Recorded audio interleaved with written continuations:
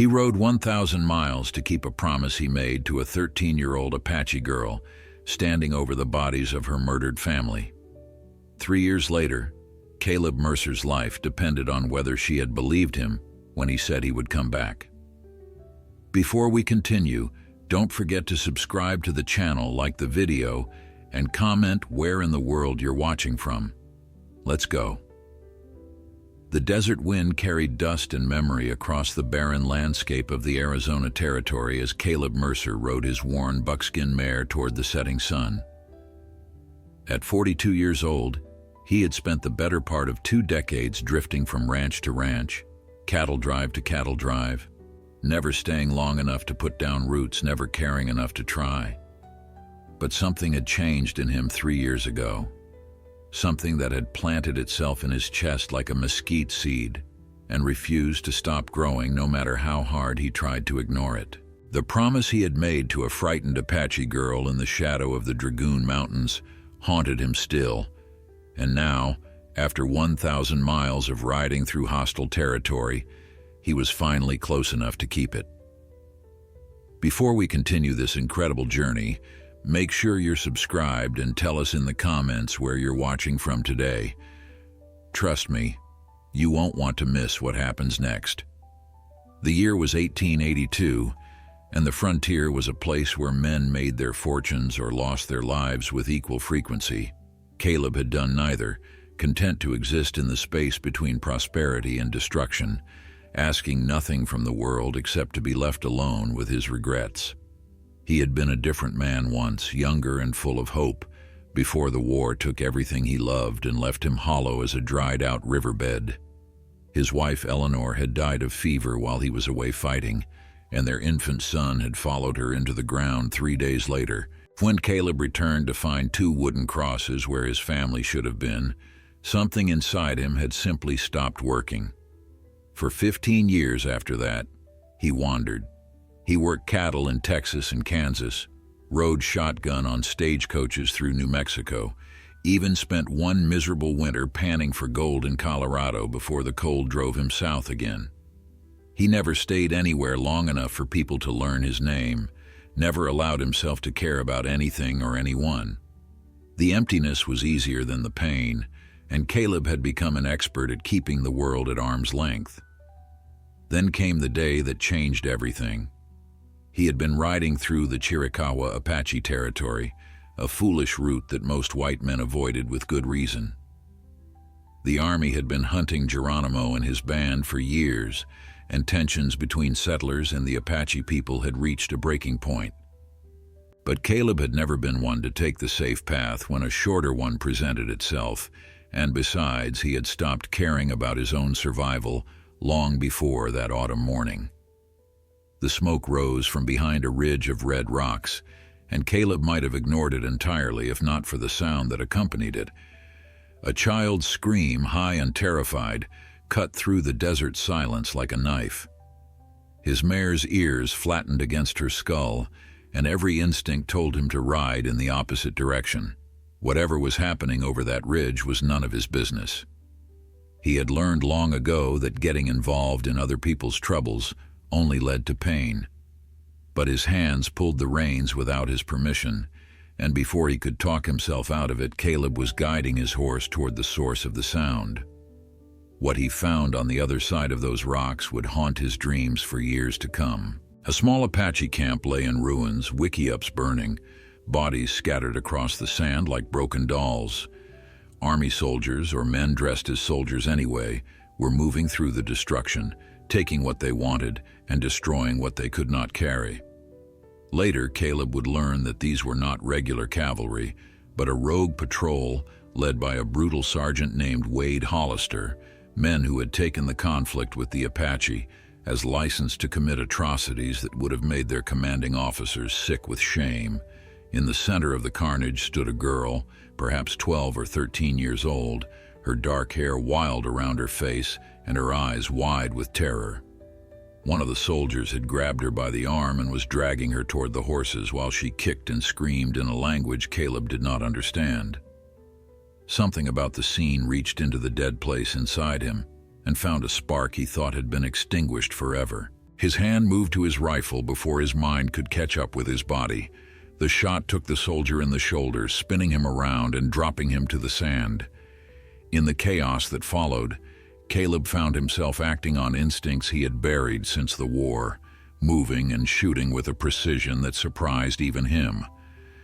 He killed 2 men that day and wounded 3 others before the rest fled into the desert, leaving their injured comrades behind. When the dust settled, he found the girl hiding behind the smoldering remains of a wickiup, her small body trembling with shock and grief. She looked up at him with eyes the color of dark honey, and in them, Caleb saw something he recognized. The same emptiness that had lived in his own reflection for 15 years stared back at him from the face of a child who had just lost everything.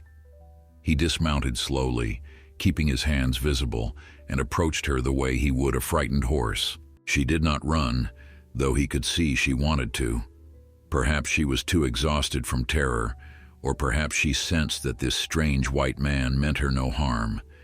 Either way, she stayed frozen in place as he knelt before her in the dust. Her name, he would learn later, was Nijoni, which meant beautiful in her language. She was the daughter of a respected medicine woman and a warrior who had died in the attack along with most of her family. At 13 summers old, she was alone in the world, surrounded by the bodies of everyone she had ever loved. Caleb had no idea what to do with her. He could not take her to a white settlement, where she would be treated as an enemy or worse. He could not leave her alone in the desert to die of thirst or fall victim to another patrol. So he did the only thing that made sense in the moment. He lifted her onto his horse and rode. For 3 days they traveled together through the wilderness, the girl silent and watchful behind him, her small hands gripping his belt to keep from falling. She did not speak, and Caleb did not try to make her. Some grief was too deep for words, and he understood that better than most. On the 4th day they found her people, or rather, her people found them. Caleb woke to the sound of horses and the cold press of a rifle barrel against his temple. A dozen Apache warriors surrounded their small camp, their faces painted for war and their eyes burning with justified rage. The leader, a man with silver streaking his black hair and scars that told stories of countless battles, sat astride a painted stallion and stared down at Caleb with an expression that promised death. Nijoni saved his life. She scrambled from beneath the blanket where she had been sleeping and threw herself between Caleb and the warriors, speaking rapidly in her language with a passion that surprised him. He watched the leader's face shift from murderous intent to confusion, to something that might have been grudging respect, as the girl gestured toward Caleb and then toward the distant horizon where her ruined camp lay. The conversation lasted nearly an hour, with Nijoni speaking and the warriors listening, their expressions unreadable. Finally, the leader dismounted and approached Caleb, who had remained perfectly still throughout the exchange, knowing that any sudden movement would be his last. The Apache warrior studied him for a long moment, his dark eyes searching for something in Caleb's weathered face. Whatever he found there seemed to satisfy him, because he nodded once and spoke in halting English. "The girl says you killed the bluecoats who murdered her family. She says you carried her through the desert when you could have left her to die." The warrior's voice was deep and resonant, carrying the weight of authority. "I am Nantan, chief of this band, Favine. Nijoni is my sister's daughter. Her mother was killed in the attack along with her father and 2 brothers. Caleb nodded slowly, unsure of what response was expected of him. "I'm sorry for your loss," he said finally, the words feeling inadequate in the face of such devastation. "She's a brave girl. She didn't cry once the whole time we were traveling." Something flickered in Nantan's eyes, perhaps recognition of the kind of strength that came from unbearable pain. "You could have sold her to the Mexicans. Many white men would have." It was not a question, but a statement of fact, an acknowledgement of the brutal realities that existed between their peoples. "I'm not most white men," Caleb replied simply.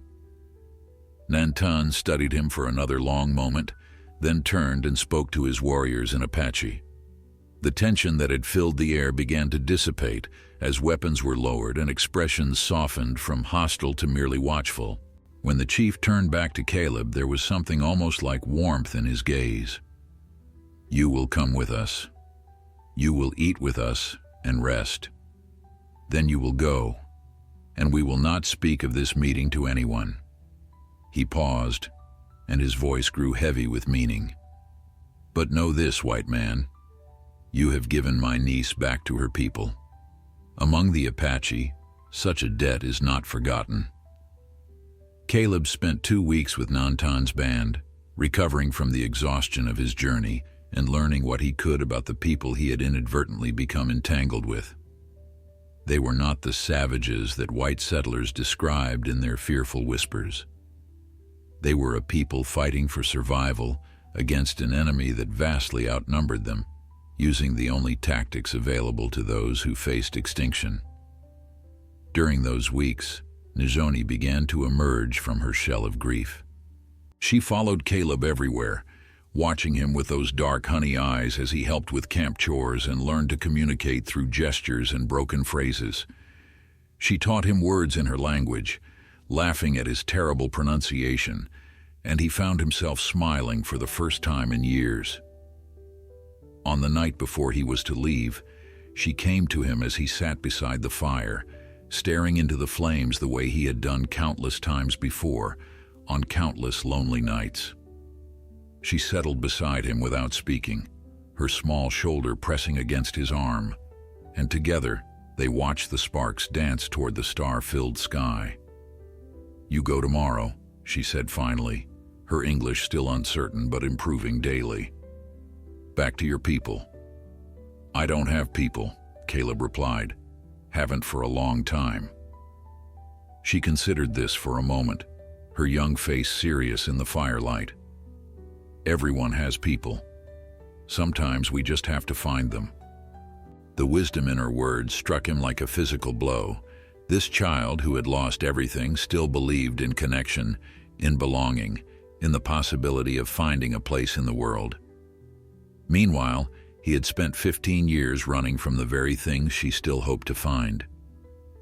"Will you come back?" she asked, and in her voice, he heard the fear she was trying to hide.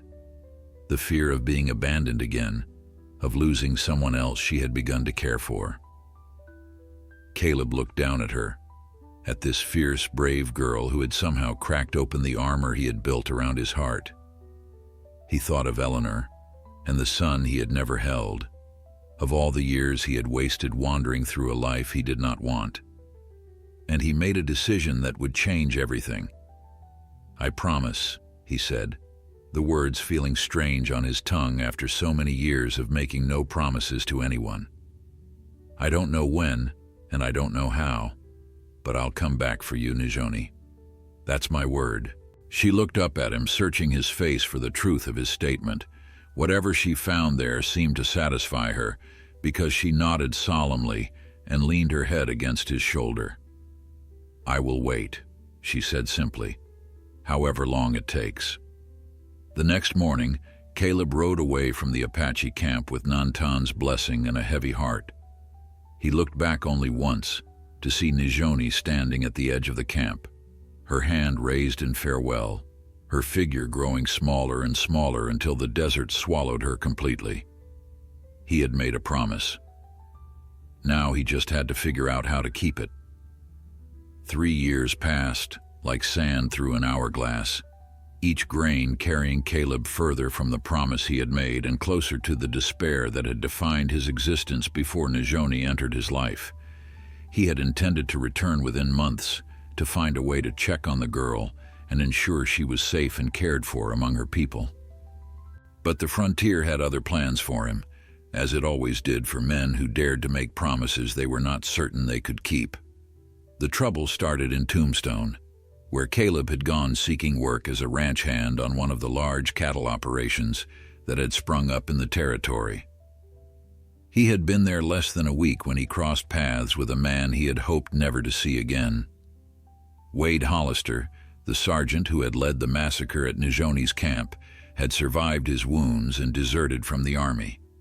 Now he ran a gang of outlaws who preyed on travelers in small settlements throughout southern Arizona, and he had not forgotten the lone cowboy who had killed his men and stolen his prize. The confrontation happened in a saloon on Allen Street, where Caleb had gone to wash the trail dust from his throat with cheap whiskey. Hollister walked through the doors with 3 of his men, and the recognition was immediate and mutual. The former sergeant's face twisted with rage as his hand moved toward his pistol, and Caleb knew in that instant that only one of them would walk out of that saloon alive. The gunfight lasted less than 10 seconds. When the smoke cleared, 2 of Hollister's men lay dead on the sawdust floor, and Hollister himself had fled into the night with a bullet in his leg. Caleb stood among the carnage, his ears ringing and his hands steady, wondering how he had become the kind of man who could kill so easily and feel so little. The law in Tombstone was complicated, a web of competing interests and corrupt officials who cared more about money than justice. Caleb was arrested, not for the killings, which were ruled self-defense by a dozen witnesses, but for an old warrant from Texas that he had thought was long forgotten. A cattle-rustling charge from his younger, more desperate days had followed him across the territory like a ghost he could not outrun. He spent 18 months in the Yuma Territorial Prison, a hellhole of heat and brutality that broke stronger men than him. The cells were cramped and stifling, the guards cruel, and the other prisoners dangerous. Caleb survived by keeping his head down and his fists ready, by becoming the kind of man who could endure anything because he had already lost everything that mattered. But even in that pit of despair, he held on to the promise he had made to a young Apache girl. He scratched marks into the wall of his cell, counting the days until his release, and at night he dreamed of dark honey eyes and a voice that said she would wait however long it took. When they finally released him, gaunt and scarred but unbroken, Caleb walked out of those gates with a single purpose burning in his chest. He had wasted too much time already. Nijoni would be 16 now, nearly a woman by Apache standards, and he had no idea if she was even still alive. The army had intensified its campaign against the Apache bands, and rumors of massacres and forced relocations filtered through even the thick walls of Yuma prison. He needed money for the journey ahead, and he needed information about where Nantan's band might be hiding. Both would require time he was not sure he had, but Caleb had learned patience in prison if nothing else. He took work where he could find it, saved every penny he earned, and listened carefully to every piece of news about the Apache conflict that came his way. The information he gathered was not encouraging. Geronimo had surrendered twice and escaped twice, each time leading the army on exhausting chases through the mountains and deserts of the territory.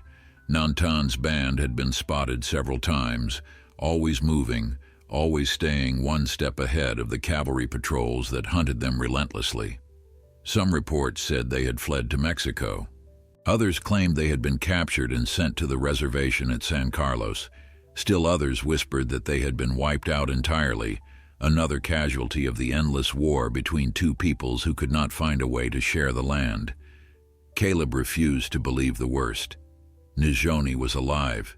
She had to be. The alternative was too terrible to contemplate, not because it would mean his promise was void, but because somewhere along the way, that fierce little girl had become the only thing in the world he still cared about. It took him another 18 months to prepare for the journey. He worked cattle drives from Texas to Kansas, earning a reputation as a reliable hand who never caused trouble and always did more than his share. He saved his wages religiously, spending only what he absolutely needed to survive. He learned everything he could about Apache territory, about the hidden water sources and secret trails that might lead him to Nantan's people, and he hunted Wade Hollister. The outlaw had not forgotten their encounter in Tombstone, and word reached Caleb that Hollister was offering a bounty for information about his whereabouts. The former sergeant had become obsessed with revenge, and Caleb knew that as long as Hollister lived, he would never be safe. More importantly, neither would anyone he cared about. The confrontation came on a moonless night outside a small town called Bisbee. Caleb had tracked Hollister's gang to an abandoned mine where they were hiding out between raids. He went in alone, armed with his rifle and his rage and 17 months of prison-hardened determination. When the sun rose the next morning, Wade Hollister was dead, and Caleb Mercer was finally free to keep his promise. The journey began in earnest on a crisp October morning, with Caleb pointing his horse south toward the border and the vast wilderness beyond. He had mapped his route carefully, piecing together fragments of information from Army scouts, Mexican traders, and the occasional Apache who had left the reservation and was willing to talk to a white man who did not seem interested in turning them in. The picture that emerged was incomplete but hopeful. Nantan's band had indeed fled to the Sierra Madre Mountains of Mexico, where they had joined forces with other Apache groups seeking refuge from the relentless American military campaign. 1,000 miles of hostile territory lay between Caleb and his destination. The route would take him through the heart of the Sonoran Desert, across the border into Mexico, and into mountains so remote that even the Mexican army rarely ventured there. He would face thirst, starvation, bandits, and the ever-present threat of being mistaken for an enemy by the very people he was trying to find. The odds of survival were slim, and the odds of actually locating one girl among the scattered Apache bands were even slimmer. None of that mattered. He had made a promise. The first week of travel took him through familiar territory, the dusty trails and sun-baked towns of southern Arizona that he had come to know during his years of wandering. He stopped in Tucson to resupply, purchasing jerky, hardtack, extra ammunition, and a new canteen to replace the one that had developed a leak. The shopkeeper, a weathered old man with knowing eyes, watched him gather his supplies and shook his head slowly. "Heading into Apache country, are you?" the old man asked, his voice carrying the weight of someone who had seen too many young men ride out and never return. "You got a death wish, friend?" "Something like that," Caleb replied, counting out his coins on the scarred wooden counter. "Or maybe I'm just tired of running from the things that matter." The shopkeeper considered this for a moment, then reached beneath the counter and produced a worn leather pouch. "Apache tobacco," he explained, pressing it into Caleb's hands.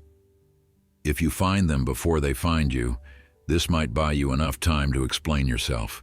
They respect a man who comes bearing gifts, even if that man is white." Caleb thanked him and tucked the pouch into his saddlebag, wondering at the unexpected kindness of strangers.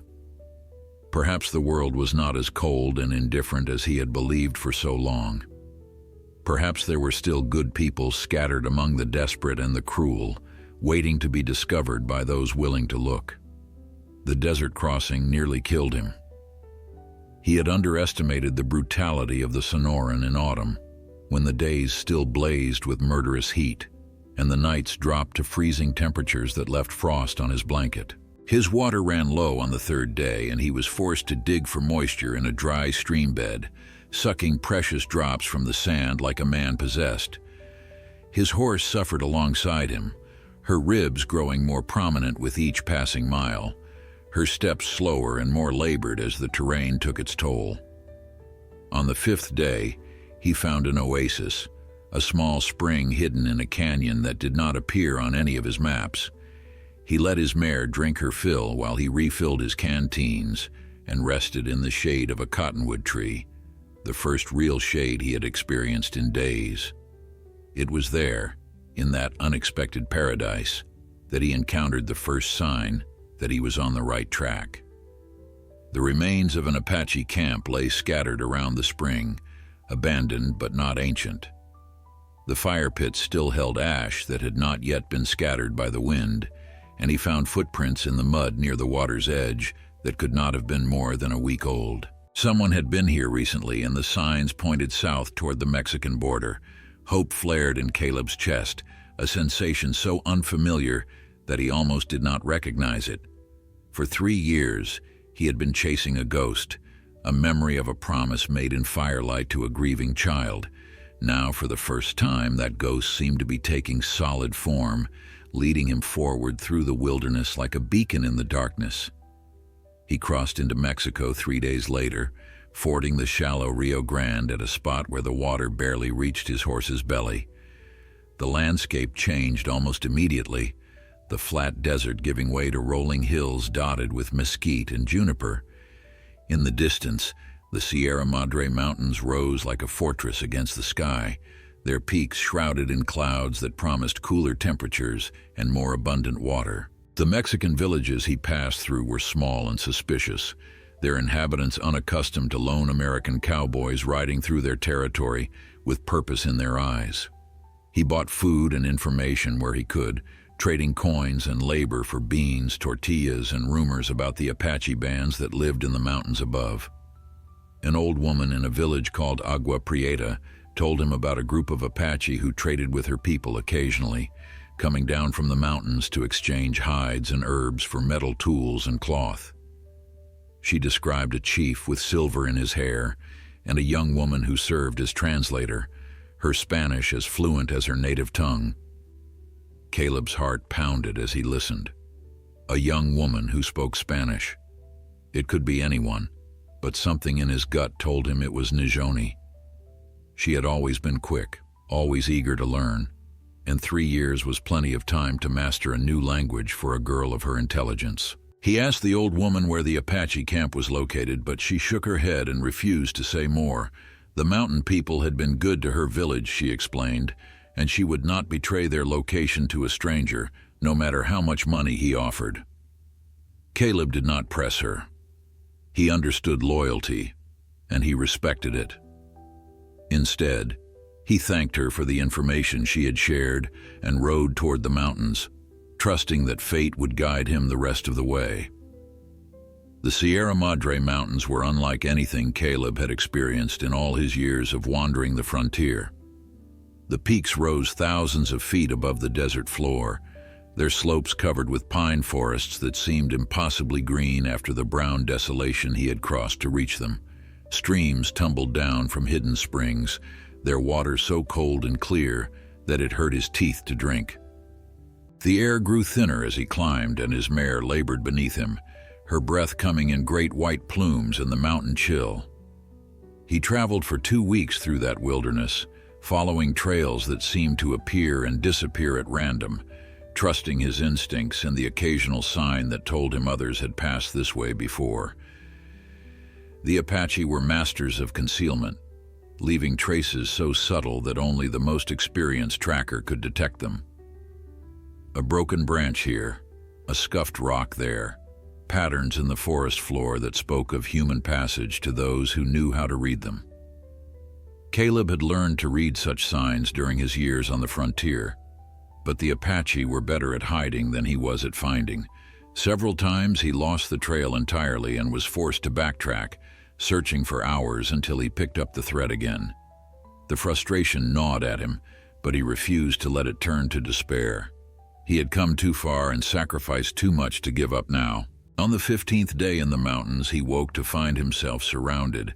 They emerged from the forest like ghosts, a dozen warriors with painted faces and weapons ready, their eyes hard with suspicion and something that might have been curiosity.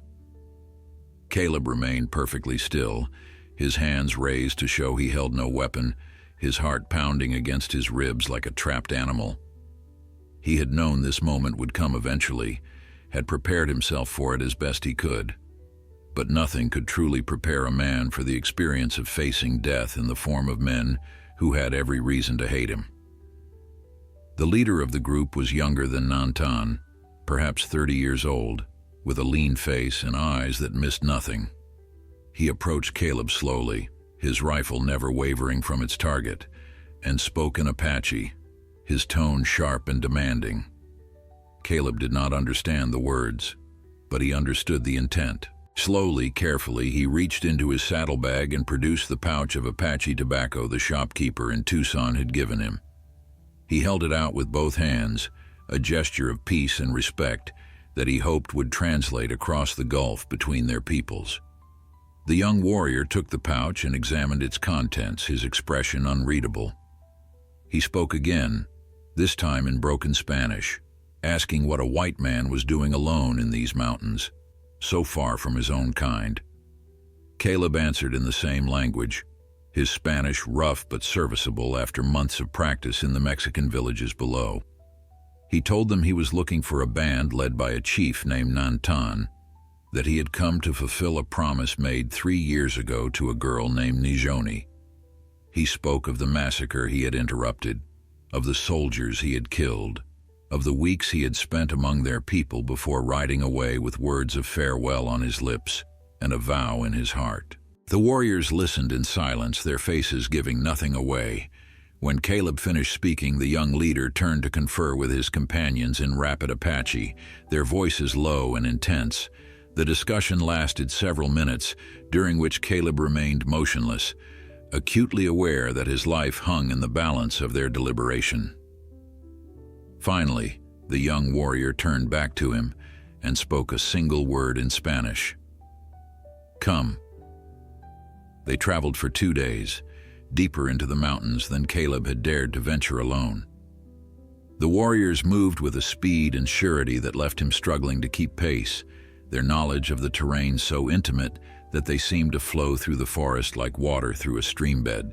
They did not speak to him except to issue occasional commands, and he did not attempt to engage them in conversation.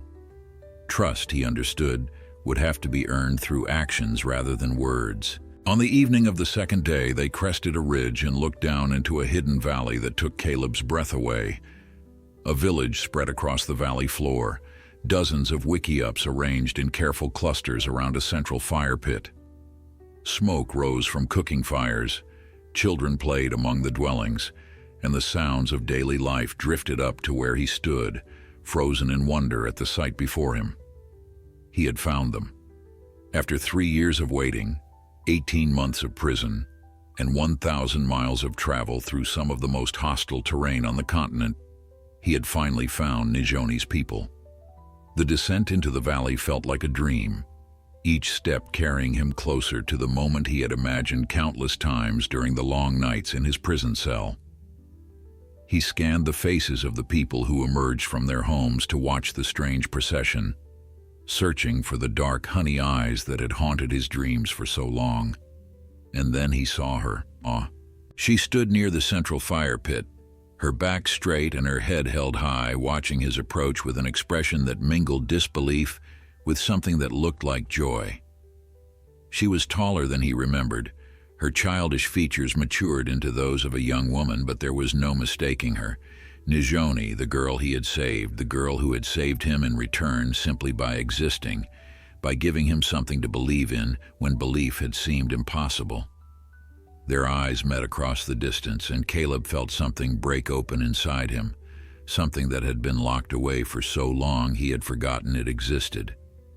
He dismounted slowly, his legs unsteady beneath him, and walked toward her on feet that seemed to belong to someone else. "I promised I'd come back," he said, his voice rough with emotion. "I'm sorry it took so long." Nijoni did not speak immediately. She stood before him like a statue carved from the mountain stone, her eyes searching his face as if memorizing every line and scar that 3 years of hardship had etched into his features.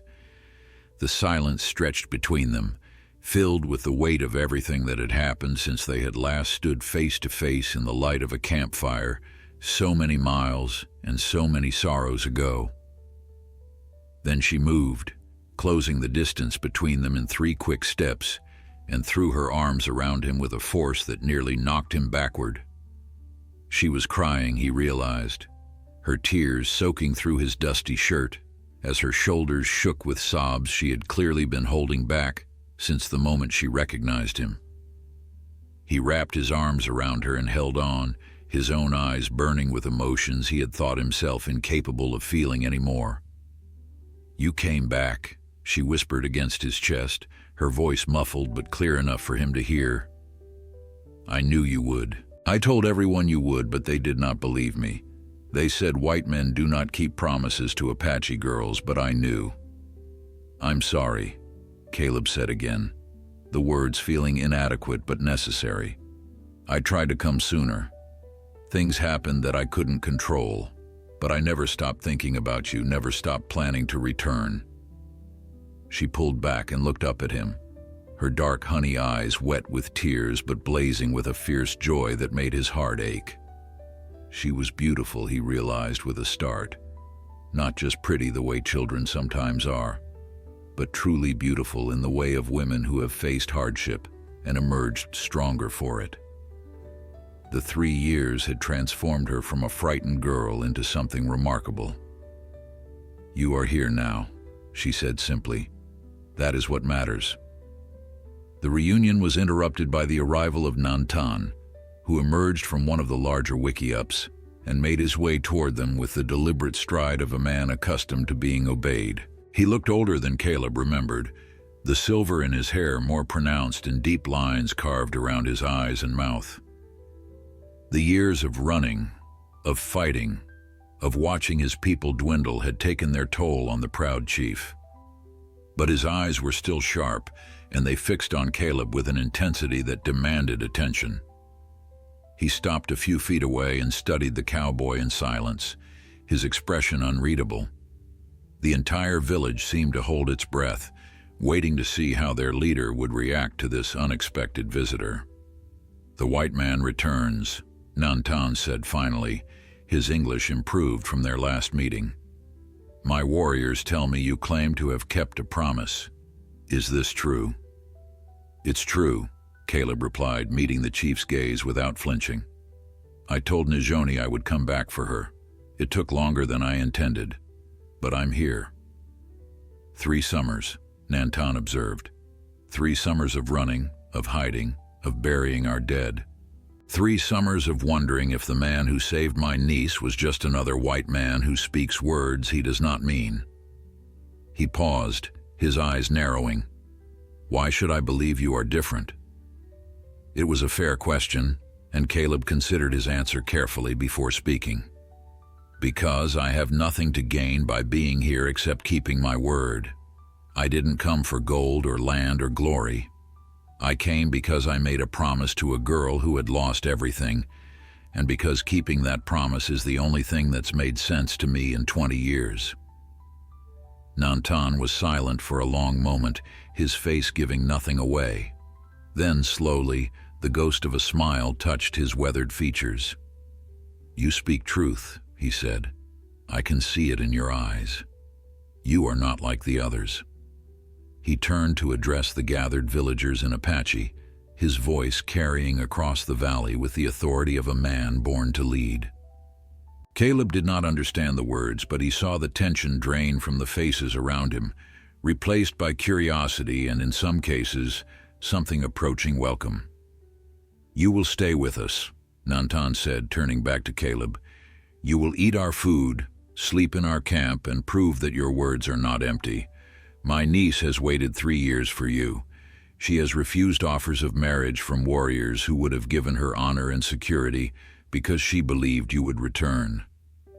His voice hardened slightly. Do not make her faith a foolish thing. The words hit Caleb like a physical blow. Nijoni had refused marriage offers because of him, had clung to the promise of a wandering cowboy she had known for only 2 weeks against all reason and evidence. The responsibility of that faith settled onto his shoulders like a weight he was not sure he could bear. He looked at Nijoni, who was watching him with those dark honey eyes that seemed to see straight through to his soul. I won't, he said, and the words were as much a vow to her as to her uncle. I won't make her faith foolish. That night, they sat together by the fire as they had 3 years before, but everything was different now. Nijoni was no longer a traumatized child clinging to the only person who had shown her kindness in her darkest hour. She was a young woman with her own thoughts, her own dreams, her own strength forged in the crucible of survival. She told him about the years he had missed, about the constant movement from camp to camp, always one step ahead of the soldiers who hunted them. She spoke of friends who had died, of the desperate flight across the border into Mexico, of the uneasy peace they had found in these remote mountains. Her voice was steady as she recounted horrors that would have broken lesser spirits, and Caleb marveled at the resilience that had allowed her to endure. "I thought about you every day," she admitted as the fire burned low. "Wondered where you were, what you were doing, if you were even still alive. Sometimes I was angry that you had not come. Other times I was afraid you had forgotten me." "Never," Caleb said softly. "Not for a single day." She smiled then, a real smile that transformed her face and made his heart skip in a way it had not done in decades. "I know that now." The days that followed were unlike anything Caleb had experienced since before the war, since before Eleanor and the baby, and the endless years of grief that had hollowed him out from the inside. He woke each morning with purpose, fell asleep each night with something approaching peace, and filled the hours between with the simple rhythms of life among Nijoni's people.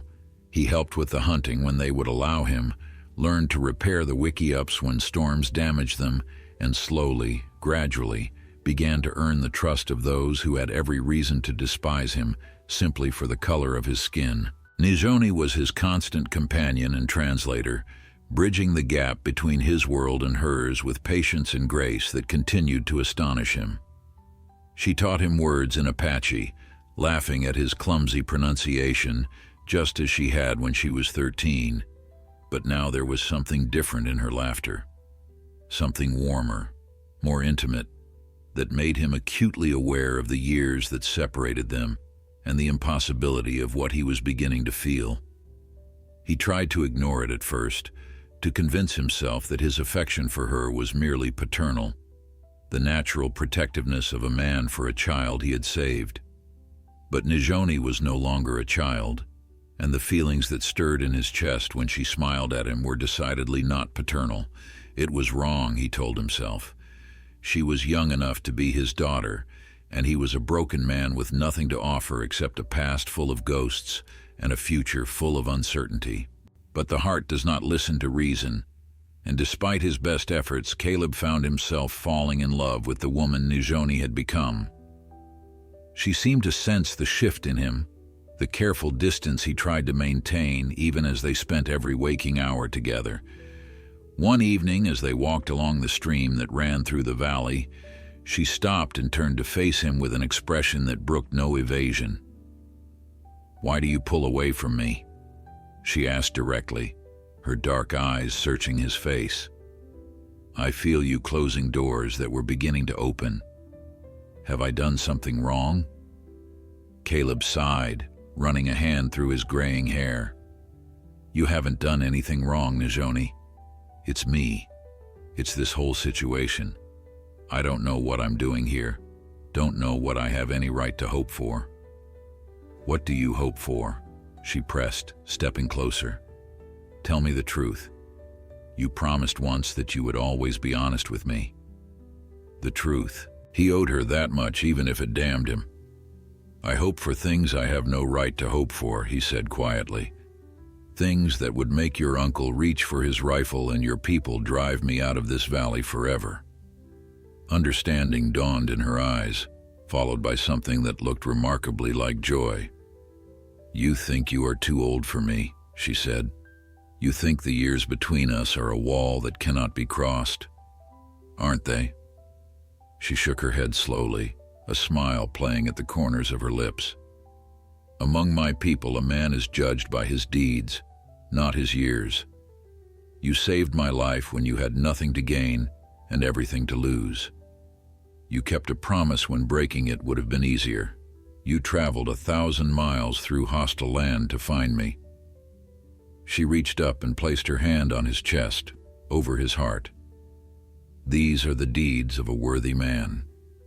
What do years matter against such things?" Caleb covered her hand with his own, feeling the warmth of her palm through his shirt, the steady rhythm of his heart beneath her fingers.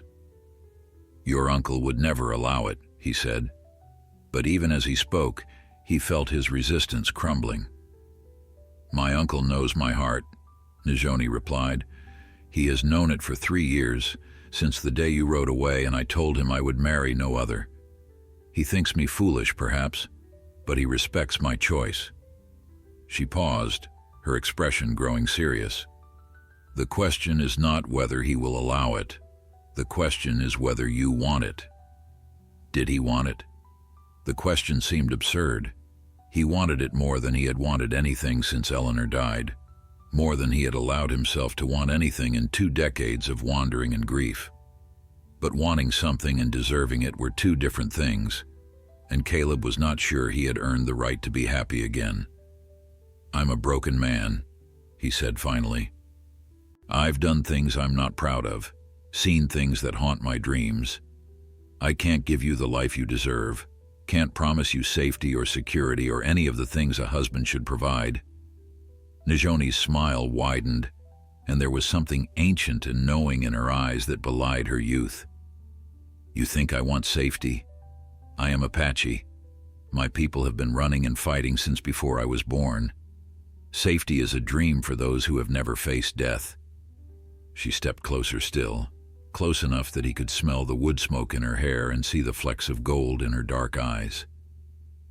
"What I want is a man who keeps his promises, a man who would ride 1,000 miles for me, a man whose heart is big enough to love again despite all the reasons he has to stay closed." She paused. "I want you, Caleb Mercer. I have wanted you since I was 13 years old and did not understand what wanting meant. Now I understand, and my wanting has only grown stronger." The last of his resistance shattered like glass against stone. He pulled her into his arms and held her close, breathing in the scent of her, feeling the solid reality of her body against his after so many years of dreaming. "I love you," he said, the words rusty from disuse but no less true for their awkwardness. "God help me, but I love you." She tilted her face up toward his, her eyes shining with tears and triumph. "Then stop fighting it," she whispered. "Stop running from the things that matter." And there, beside the stream in the hidden valley, with the mountains standing witness and the stars beginning to emerge in the darkening sky, Caleb Mercer finally stopped running. The conversation with Nantan came 3 days later, after Caleb had gathered enough courage to approach the chief with his intentions. He found the older man sitting alone outside his wickiup, sharpening a knife with slow, deliberate strokes that spoke of a lifetime of practice. The morning sun cast long shadows across the valley floor, and somewhere in the distance children laughed as they played their games of chase and conquest. Nantan did not look up as Caleb approached, though they both knew he was aware of the cowboy's presence long before he arrived. The chief continued his work in silence, the rhythmic scrape of stone against metal filling the space between them with a patience that seemed almost deliberate. "You wish to speak with me about my niece," Nantan said finally, still not raising his eyes from his task. "I have been expecting this conversation." Caleb settled onto the ground across from him, crossing his legs in the manner he had observed among the Apache men. "I love her," he said simply, seeing no point in elaborate speeches or evasions. "And she loves me. I want to marry her, if you'll allow it." The knife stilled in Nantan's hands, and he looked up at Caleb with eyes that seemed to pierce straight through to his soul. "You are old enough to be her father," he observed. "In your world, such a match would be considered strange, perhaps even shameful." "I'm not in my world anymore," Caleb replied. "I left that world behind a long time ago. All I have now is the man I've become, and the feelings I can't deny no matter how hard I try." Nantan considered this for a long moment, his weathered face unreadable. "Najoni told me about your conversation by the stream. She came to me that night, happier than I have seen her since before the massacre. She said you had finally stopped running from her." A ghost of a smile touched his lips. "My niece has always been stubborn. When she decides she wants something, She pursues it with the determination of a mountain lion hunting prey. I've noticed that about her, Caleb admitted, allowing himself a small smile of his own. The chief set down his knife and fixed Caleb with a serious gaze. I will not pretend I understand why she has chosen you. You are white, you are old, and you come from a people who have done terrible things to us. By all rights, she should hate you simply for existing. He paused. But she does not hate you. She loves you, and I have learned not to question the workings of the heart, even when they defy all logic. Hope flickered in Caleb's chest, but he held it in check, waiting for the chief to finish speaking. However, Nantan continued, his voice growing harder, there are things you must understand before I give my blessing. Nijoni is not just my niece. She is the last surviving child of my sister's line, the keeper of our family's memories and traditions. If she marries you, she will be tied to a man who cannot fully understand what it means to be Apache, who will always be an outsider no matter how hard he tries to belong. I know that, Caleb said quietly.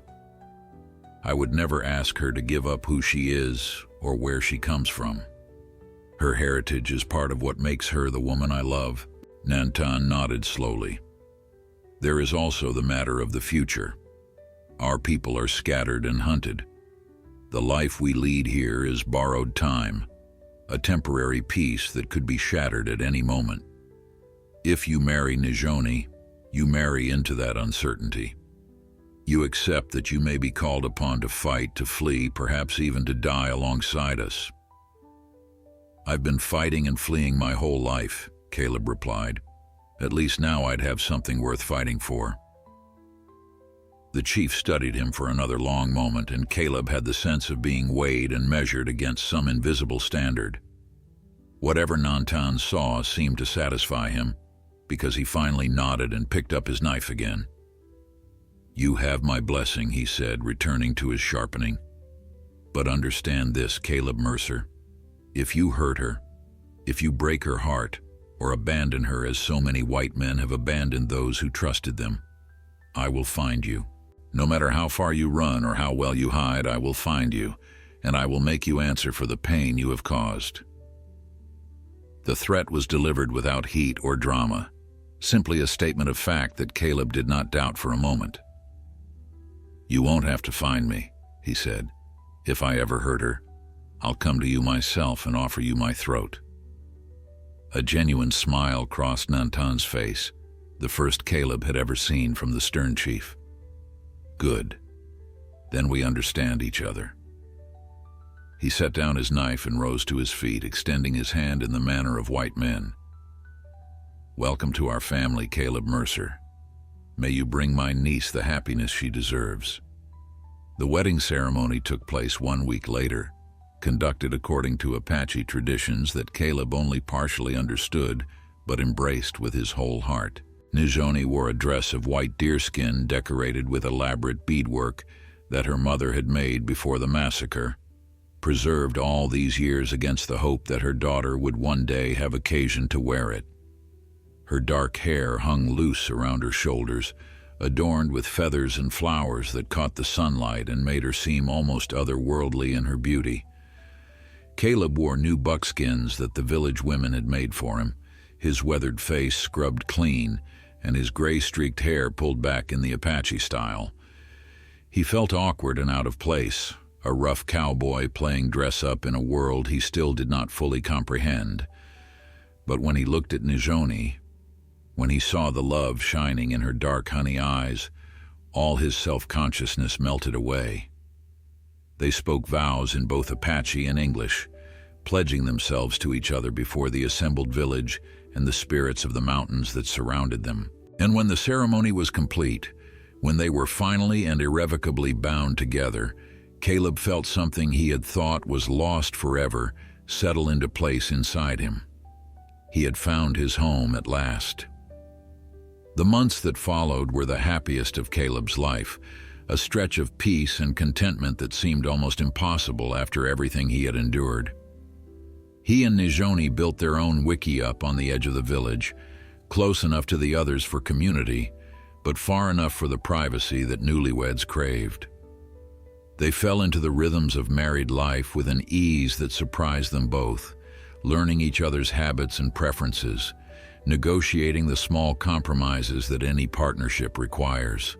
Nijoni taught him to see the world through Apache eyes, to read the land the way her people had for generations, to find meaning and beauty in the harsh wilderness that had once seemed only hostile and indifferent. He learned the names of plants and animals in her language, discovered which roots could be eaten and which would kill, understood for the first time the intricate web of relationships that connected everything in the natural world. In return, Caleb shared what he knew of the white world, not to convert her to its ways, but to help her understand the enemy her people faced. He explained the railroads and telegraphs that were shrinking the frontier, the endless hunger for land that drove settlers westward, the political machinations in distant Washington that determined the fate of nations. Knowledge was power, he told her, and understanding your enemy was the first step toward surviving them. As winter settled over the mountains, bringing snow that transformed the valley into a world of white silence, Nijoni told him she was carrying his child.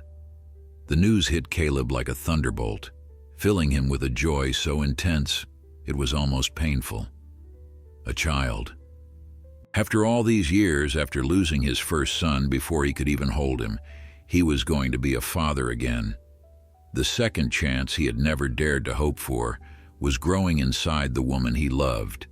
He became almost comically protective after that, hovering over Nijoni until she laughingly banished him from their wickiup and told him to make himself useful elsewhere. The other women of the village took her under their collective wing, sharing wisdom about pregnancy and childbirth that had been passed down through generations of Apache mothers. Caleb watched from a distance, marveling at the community that had accepted not just him, but the life they were creating together. But even in paradise, shadows lurked at the edges.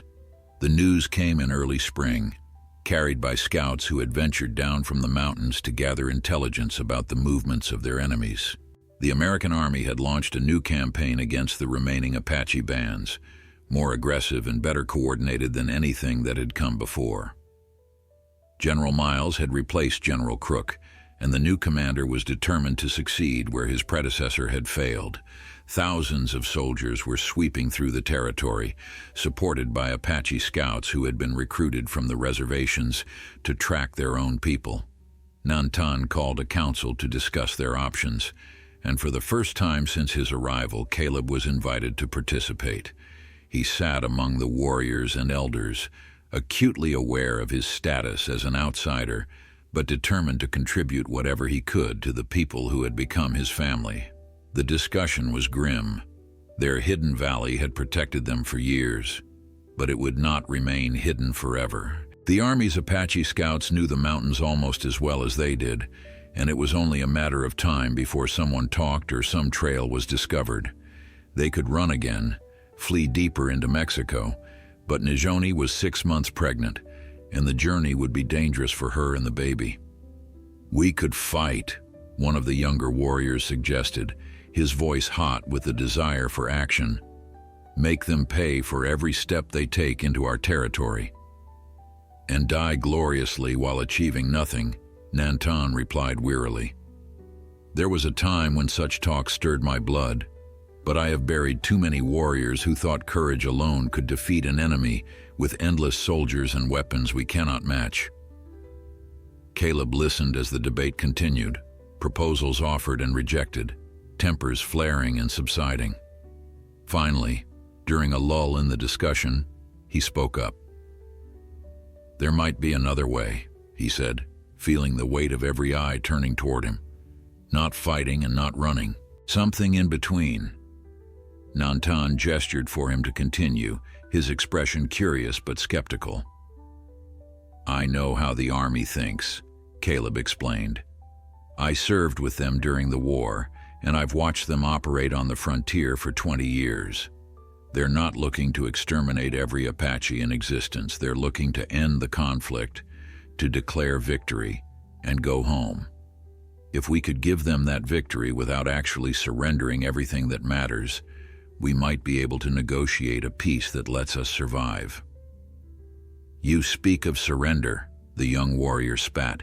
"You would have us crawl to the white men and beg for mercy?" "I would have us survive," Caleb replied evenly. "I would have your children grow up knowing their parents and their grandparents instead of hearing stories about heroes who died fighting battles they could never win." He looked around the circle, meeting the eyes of each man in turn. "There's no shame in choosing life over death. The shame is in dying for nothing when you could have lived for something." The council continued long into the night, voices rising and falling as the fate of the village was debated. In the end, they reached no decision, agreeing only to send more scouts and gather more information before committing to any course of action. Caleb returned to his wickiup to find Nijoni waiting for him, her hand resting on the swell of her belly where their child grew. She did not ask what had been discussed, understanding that some matters were not hers to know until decisions were made. Instead, she simply held him, her warmth driving away the chill of the spring night and the fear that had taken root in his heart. "Whatever happens," she whispered against his chest, "we face it together." "Together," he agreed, holding her close and praying to whatever gods might listen that he could keep her safe. The soldiers came on a morning in late spring, their blue uniforms visible from the ridge where the Apache scouts had been watching for weeks. There were hundreds of them, more than Caleb had feared, spreading across the valley below like a dark tide that would sweep away everything in its path. The time for deliberation was over. The time for action had arrived. Caleb stood beside Nantan as they watched the armies approach, both men silent with the weight of what was to come. The plan they had finally agreed upon was desperate and dangerous, built on hope rather than certainty, but it was the only option that offered any chance of survival for the people they loved. "Are you sure about this?" Nantan asked quietly. "Once you ride down there, there is no going back. If they decide to hang you as a renegade, we cannot save you." "I know," Caleb replied. "But if there's even a chance I can negotiate safe passage for the women and children, I have to try. Nijoni is due any day now. She can't run, and I won't let her die because I was too afraid to take a risk." The chief nodded slowly, respect evident in his weathered features. "You have become more Apache than many born to our blood. Whatever happens today, know that you have earned your place among us." Caleb mounted his horse and rode down from the ridge alone, a white flag fashioned from a torn shirt fluttering from a stick in his hand. His heart pounded against his ribs as he approached the army column, acutely aware that any soldier with a nervous trigger finger could end his life before he spoke a single word. But he kept his pace steady, his posture unthreatening, projecting a calm he did not feel. The officer who rode out to meet him was a young lieutenant with intelligent eyes and a wary expression. He listened as Caleb explained who he was and what he wanted, his face betraying nothing of his thoughts. When Caleb finished speaking, the lieutenant was silent for a long moment before gesturing for him to follow. General Miles was not what Caleb had expected. The commander was pragmatic rather than bloodthirsty, more interested in ending the campaign than in adding to the body count. He listened to Caleb's proposal with surprising patience, asking questions that revealed a genuine understanding of the complexities involved. "You're asking me to let them go," Miles said finally. "After everything they've done, after years of raids and killings, you want me to simply look the other way while they disappear into Mexico?" "I'm asking you to let the women and children go," Caleb corrected. "The warriors will surrender. They'll go to the reservation peacefully if you give them your word that their families will be safe." The negotiation lasted hours, with Caleb serving as intermediary between the general and Nantan, carrying offers and counteroffers back and forth across the valley. By sunset, they had reached an agreement that satisfied no one completely, but gave everyone something they could live with. The warriors would surrender and be transported to a reservation in Florida, far from their homeland, but alive.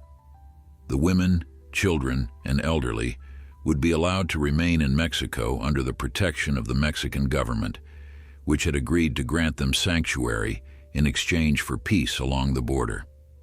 It was not victory, it was survival, purchased at the cost of everything the Apache had fought for across generations of resistance. But when Caleb looked at Nijoni, at the swell of her belly where their child waited to enter the world, he knew that survival was enough. The farewells were painful beyond description. Warriors who had become his brothers embraced him one final time before walking toward the soldier column with their heads held high, their dignity intact even in defeat. Nantan gripped Caleb's forearm in the Apache fashion, his eyes bright with unshed tears. "Take care of my niece," the chief said. "Take care of your child. Live the life we fought for, even if we cannot share it." "I will," Caleb promised. "I swear it." He watched as Nantan walked away to join his warriors, watched as the column formed up and began its long march toward an uncertain future. Then he turned his horse and rode back to where Nijoni waited, her face streaked with tears but her spine straight with the strength that had always defined her. Their daughter was born 3 weeks later in a small village in the Sierra Madre, attended by Apache women who had become family and Mexican midwives who had never delivered an Apache baby before. Caleb paced outside the dwelling where Nijoni labored, wearing a path in the dirt with his restless feet, until a thin cry split the morning air, and one of the women emerged with a smile on her face. "A girl," she announced. She, strong and healthy, with her mother's eyes. He held his daughter for the first time as the sun rose over the mountains, this tiny, perfect creature who represented everything he had thought was lost forever. She had Nijoni's dark hair and dark eyes, but something in the set of her jaw reminded him of Eleanor, as if the past and present had merged into something new and beautiful. "What will we call her?" Nijoni asked, exhausted but radiant as she watched him cradle their child. Caleb considered the question, thinking of all the names that might suit this miracle they had created together. Finally, he smiled and pressed a gentle kiss to the baby's forehead. "Hope," he said. "We'll call her Hope." They built their life in that mountain village, far from the conflicts that had shaped them both, raising their daughter and eventually 2 sons in a world that existed somewhere between Apache tradition and frontier pragmatism. Caleb never returned to the country of his birth, content to grow old in the land that had given him everything he had lost and more than he had ever dared to dream. And sometimes, on quiet evenings when the sun painted the mountains in shades of gold and crimson, he would sit with Nijoni on the porch of the home they had built together and remember a promise made to a frightened girl by firelight, a promise that had led him across 1,000 miles of hostile wilderness to find the love that had been waiting for him all along. Thank you so much for joining us for this incredible story. If it touched your heart, please share it with someone who needs to hear it today. Subscribe and hit the bell so you never miss another tale of love, courage, and second chances. Until next time, remember that it's never too late to keep the promises that matter most.